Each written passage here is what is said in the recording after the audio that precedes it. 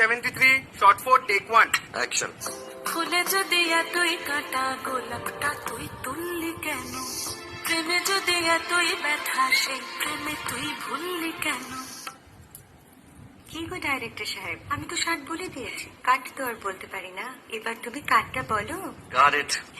Excellent shot, বাহ, বাহ, excellent. বাহ, বাহ, বাহ। ম্যাডাম আপনার সাথে একজন দেখা করতে এসেছে। নমস্কার।